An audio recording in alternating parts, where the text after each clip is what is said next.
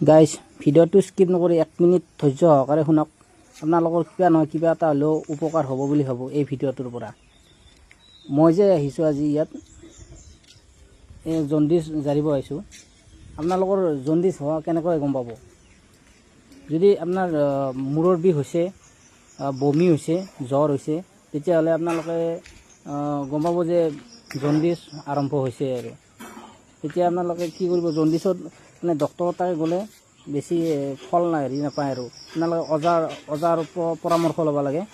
এনেকৈ মই সেই অজাৰ পৰামৰ্শ ল'বৰ কাৰণে আহিছোঁ। চাওক জণ্ডিছৰ এই মানুহ দেখিছেনে আপোনালোকে?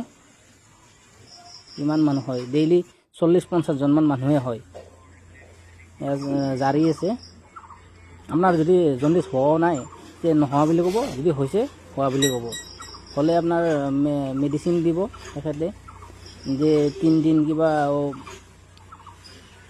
3 দিন আপোনালোকে বাকলি নোহোৱা মাছেৰে খাব লাগিব। আৰু 3 দিনৰ মূৰে মূৰে জাৰে, 3বাৰ জাৰিব। আৰু 3 দিনৰ মূৰে মূৰে আপোনালোকে সেইখিনি হেৰি কৰিব লাগে।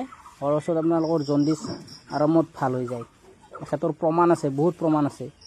এখেতৰ এড্ৰেছটো হৈছে খাটিকুছি চকলৈকে আহি পিনে আপোনাৰ খাটিকুছি মেডিকেলখন পাৰ হৈ পিনে আপোনাৰ ৰাইট চাইডে বড়ো চুপা বুলি কয়, সেই চুপাটোত গ'লে আপোনালোকে গমেই পাব যে, কিন্তু ৰাতিপুৱা আহিব লাগিব।